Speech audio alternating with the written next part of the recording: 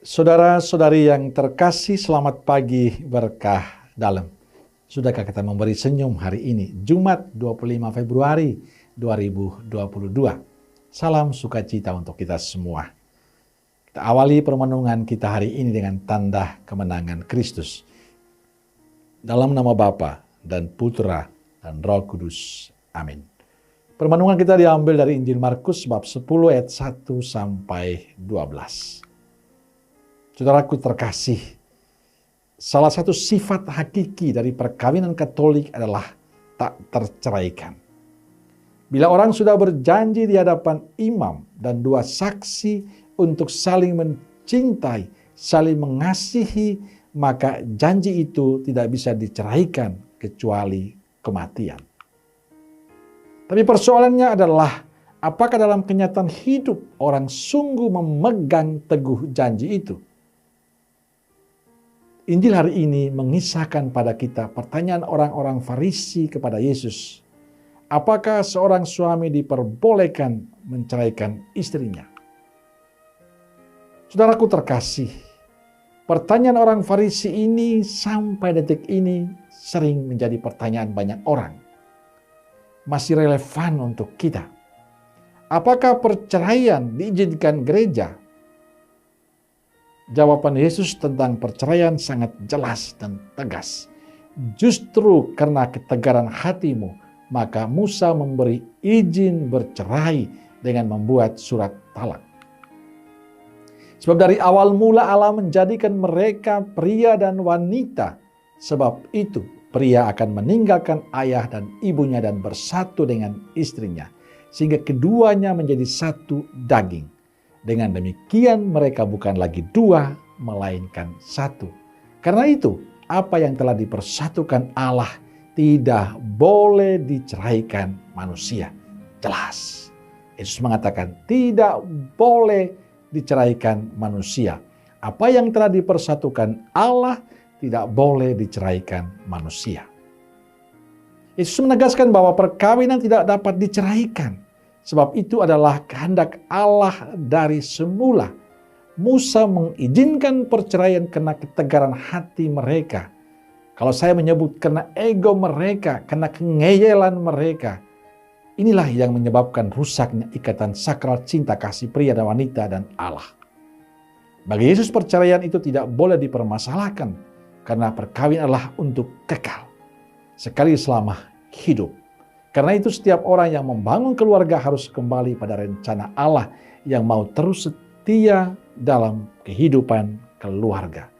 Orang akan terus berkomitmen pada janji setianya. Saudaraku terkasih, janji itu kadang indah dan menarik. Tapi apakah dalam perjalanan hidup semua janji itu tetap menarik? Semua janji itu tetap indah? Kenyataan mengatakan tidak. Banyak kegagalan. Banyak kecewaan, banyak penderitaan, banyak pengkhianatan. Muncul juga persoalan-persoalan dalam kehidupan keluarga. Ini realitas hidup yang harus kita jalani. Karena itu saya berpesan untuk Bapak, Ibu, dan saudaraku semua. Untuk tidak kecil hati, untuk tidak putus asa. Jadilah semua persoalanmu dan penderitaanmu sebagai pengalaman untuk Anda terus belajar saling menerima kekurangan dan kelebihan pasangan Anda. Jadilah semua penderitaan dan persoalan hidup keluargamu sebagai kesempatan bagi Anda untuk belajar mencintai dan mencintai dalam kepahitan hidup.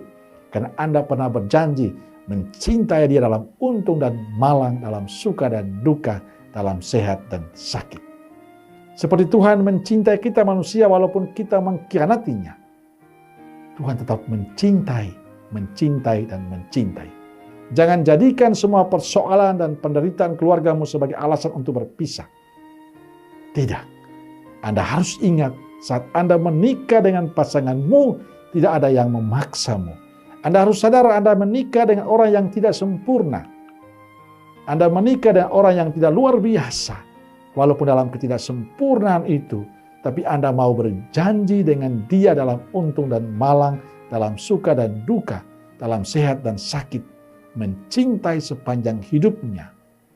Anda mengungkapkan itu, janji itu dengan sadar, tahu dan mau. Anda ungkapkan dengan penuh sukacita. Lalu karena persoalan, kepahitan, kesulitan, Anda memutuskan berpisah, itu artinya Anda mengkhianati janji Anda pada Tuhan. Saudaraku terkasih, persoalan itu tidak hanya Anda alami sendiri. Hidup Yesus juga penuh dengan kesulitan dan penderitaan. Hanya lewat semua penderitaan dan kesulitan itu, orang akhirnya menikmati sukacita Tuhan. Maka saya ingin berpesan pada saudaraku semua, tetaplah setia dalam perkawinan Anda. Terimalah pasanganmu apa adanya seperti yang Anda janjikan dulu. Teruslah berkomunikasi dengan pasanganmu. Jangan sekali-kali menyakiti pasanganmu dengan cara apapun.